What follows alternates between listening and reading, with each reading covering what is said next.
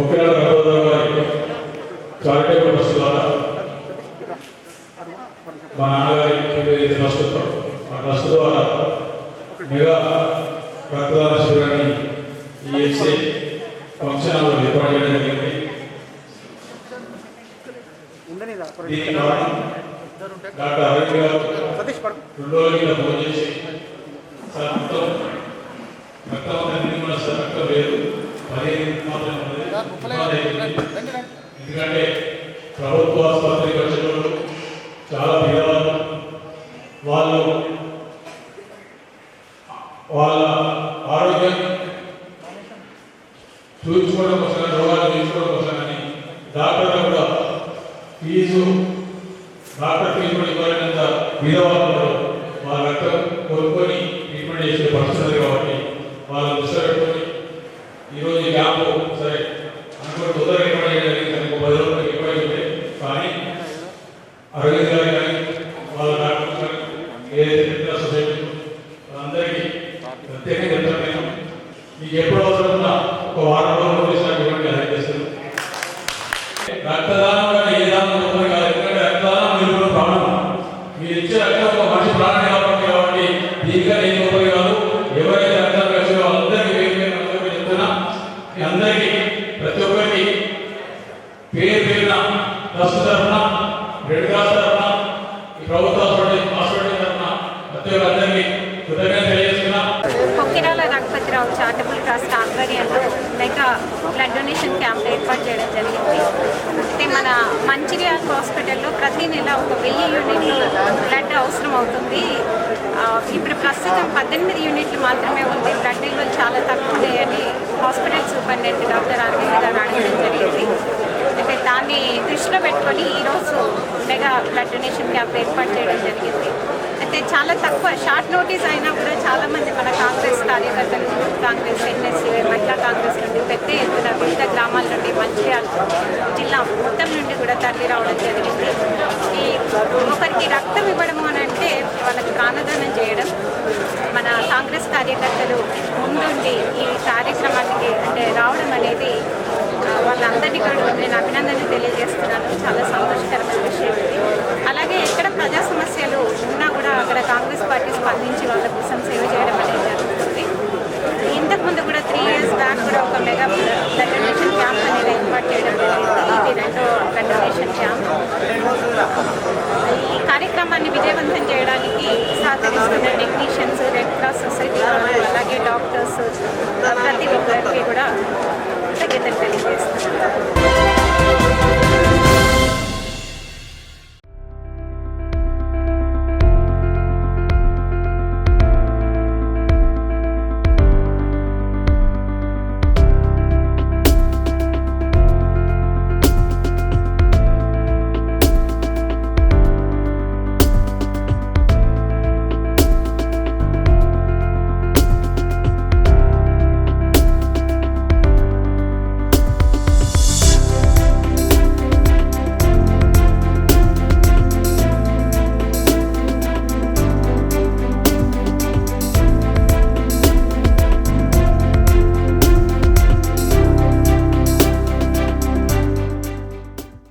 ఇదైతే కొంత business area, కొంత ఈ ప్రాంతం వర్షాకాలం అయితే బండ్లు పోతే ఆ నీళ్లు ఆ దుకాణాల ముందున్నలకు నీళ్ళు పడ్డాయి. ఈ ప్రాంతం ఇటు కాకుండా ఇటు పెద్ద రోడ్ చేయడం జరిగింది. మరి ఈ సందర్భంలో మనం చేసేలా ప్రభుత్వం అంటే మిషన్ భగీరథ కూడా వాస్తవంగా ఇంకా కొంత డబ్బు మనకు రావాలి. ఈ ప్రాంతానికి పూర్తి కాలేదు ఇంకా, ఎందుకంటే ఎంత చేసినా కూడా ఈ నస్పూర్ మున్సిపాలిటీ చిన్న ఏరియా కాదు, మున్సిపాలిటీ కొత్తగా అయినా దాదాపు 1,10,000 జనాభా ఉన్న ప్రాంతం ఇది. ఏరియాలో డ్రైన్లు మట్టుకు ఆనాడు కొద్దిగా నాశ రకం డ్రైన్లు అంటారు, బండతొంగ డ్రైన్లు అన్నీ పందికొక్కతో పోతున్నాయి. రేపు కట్టే డ్రైన్లు సీసీ డ్రైన్లు అంటే సిమెంట్ కంకరతో డ్రైన్ అయితే అది ఒకసారి కడితే 50,000 దాకా పోదు. వీళ్ళని ఇక్కడికి ఎక్కువ నేను సిమెంట్ డ్రైన్లే పెడుతున్నాను. ఇంకా రోడ్లు దాదాపు అయినాయి. ఇది ఏంటంటే ఖరాబ్ అయింది కాబట్టి మళ్ళీ దీని రిపేర్ రోడ్ పెట్టాం. ఇదంతా రోడే, డాంబర్ రోడ్ ఏమిటో చెప్పంటే అంతేగా నేను సభ ఊకోలేదు. ఎందుకంటే నా బాధ్యత ఏంటంటే నేను ఎమ్మెల్యే, నాకు ఓటు వేసిన వారు ఓటు వేయని వారు కూడా నాకు సమానం. నా బురదగా ఉండేది, గుంతలుగా ఉండేది. దాని వెంటనే సారు ఎమ్మెల్యే గారి దృష్టికి తీసుకువెళ్ళి దాన్ని డిఎన్ఎం నిధుల నుండి ఈ యొక్క 10 లక్షల రోడ్డు పెట్టడం జరిగింది. దానికి బస్తీవాసులందరూ కూడా మంచి సంతోషం వ్యక్తం చేస్తూ ఉన్నారు. అదేవిధంగా ఏదైతే అవసరాలు ఉన్నాయో తప్పకుండా మా గౌరవనీయులైన ఎమ్మెల్యే గారి దృష్టికి తీసుకువెళ్ళి అన్ని 25 వార్డుల్లో సస్యశామనం చేయడం కోసం, మన నస్పూర్ మున్సిపాలిటీని సుందరవందనంగా చేయడం కోసం గౌరవనీయులైన ఎమ్మెల్యే గారి చొరవతోటి ఈ యొక్క కార్యక్రమాలన్నీ కూడా చేపడతామని నేను ప్రజలకు తెలియపరుస్తాను.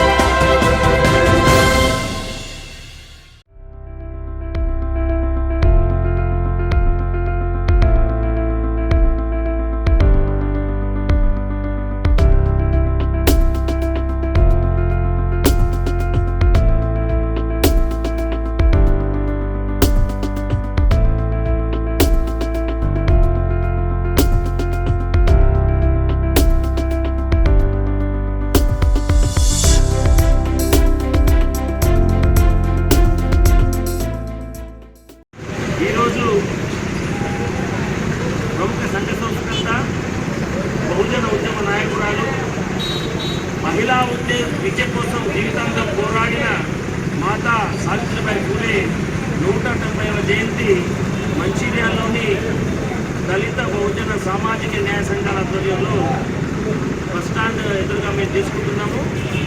మనందరికీ తెలుసు, ఈ దేశంలో కొందరు స్వార్థపరుల కారణంగా కుల వ్యవస్థ అనేది ముందుకొచ్చి దేశంలోని 80% మందికి విద్య దూరమైన నేపథ్యంలో మహాత్మా జ్యోతిబా ఫూలే, ఆయన భార్య అయినటువంటి సావిత్రిబాయి ఫూలే అప్పుడున్నటువంటి కుల ఛాందసులతో పోరాడి మహిళా విద్య కోసం, పురుషుల విద్య కోసం, దేశంలోని శ్రామిక వర్గాల విద్య కోసం తమ జీవితాన్ని త్యాగం చేసిన ఘన చరిత్ర ఈ దంపతులిద్దరు.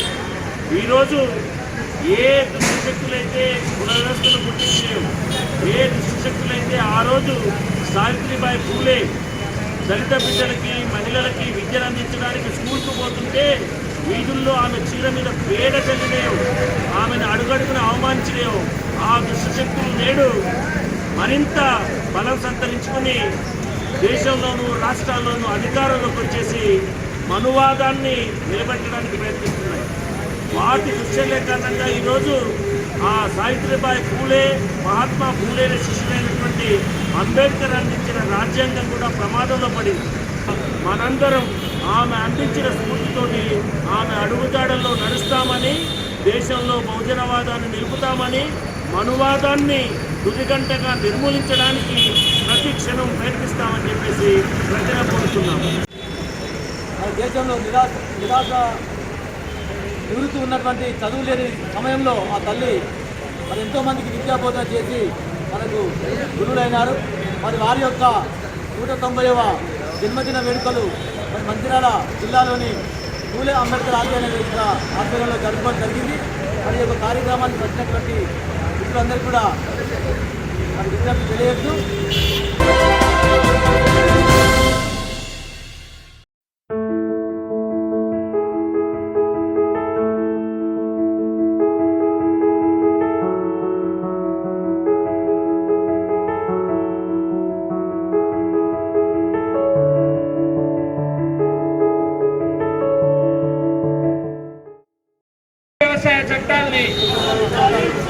వ్యవసాయ చట్టాల్ని కేంద్ర ప్రభుత్వం తీసుకొచ్చిన నూతన చట్టాల్ని రద్దు చేయాలని చెప్పేసి దేశ రాజధానిలో రైతులు చేస్తున్నటువంటి నిరంతర పోరాటానికి సంఘీభావంగా వాళ్ళందరికీ కూడా తెలుసుకోలేకోకుండానే ఈరోజు రైతు చట్టాలు ఆ రకంగా ఆమోదించుకుంటా ఉన్నారు.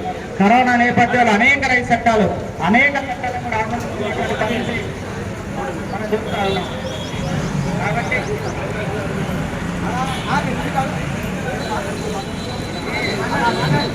కాబట్టి ఇప్పటికైనా కేంద్ర ప్రభుత్వం ఆలోచన చేసి ఈ రైతు చట్టాలు వెనక్కి తీసుకోవాలని చెప్పేసి కోరుతా ఉన్నాం. మొన్నటిదాకా తెలంగాణ ముఖ్యమంత్రి కూడా ఈ రైతు చట్టాలని మేము తీసేస్తున్నాం, మా రాష్ట్రంలో ఈ రైతు చట్టాలను మేము ఆమోదింపజేయమని చెప్తాం. అప్పటికీ కేంద్రానికి ప్రధానమంత్రిని కలిసిన తర్వాత, ఢిల్లీకి పోయి హైదరాబాద్కి వచ్చిన తర్వాత ముఖ్యమంత్రి మాట మార్చినటువంటి పరిస్థితి కనబడతా ఉన్నది. అంటే ప్రధానమంత్రికి తలంగినటువంటి ముఖ్యమంత్రి ఈ తెలంగాణ రాష్ట్ర ముఖ్యమంత్రి. ఇప్పటికైనా ఆలోచన చేసుకొని ఈ తెలంగాణ రాష్ట్ర ముఖ్యమంత్రి ఓ కేసీఆర్ సారు ఇక్కడ ఉన్నటువంటి రైతులందరికీ మీరు న్యాయం చేయదలుచుకుంటే ఈ రైతు చట్టాలని అసెంబ్లీలో తీర్మానం చేసి ఈ రైతు చట్టాలు మాకు అవసరం లేదనే విధంగా అసెంబ్లీలో చెప్పాలని చెప్పి చెప్తా ఉన్నాం.